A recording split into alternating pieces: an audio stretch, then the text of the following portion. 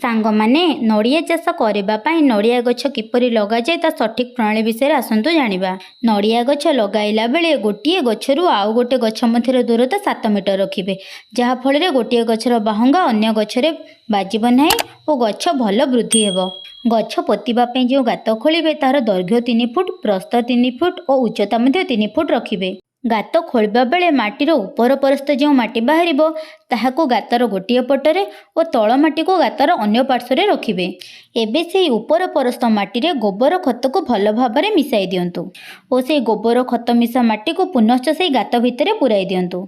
एबे गात भितरे गात बुड़ीला परी पूरा पानी भर्ती कर दियंतु और गोटे दिन रु 2 दिन पर्यंत से पानी भर्ती करिथवा गात को छाड़ी दियंतु। 2 दिन मध्यरे गातरे पानी बसी गला परे जो चारा नड़िया गछटी आनिथिबे ठीक तार से नड़िया लागिथिबा अंश को ही गात भितरे पोतंतु, अधिका गातरे पोतंतु नाही। जदि अधिक पोती देबे से जो गछर नील अंशटी माटी खाई नष्ट हो जिवो।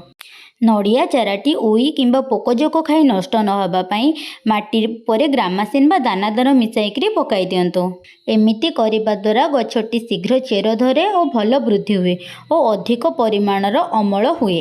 गोटिए नड़िया गछ वृद्धि पई 16 रु 17 लिटर पानी आवश्यकता होइथाए। गछ लगाइबार 6 मास परे गछर वृद्धि को देखि गछ ठारू 2 फुट दूरतारे गात खोली ग्रोमर बा पोटास सार को देई दियंतु। एही परि भाबरे वर्षको 2 थर सार दियंतु, अधिक अमल पांतु।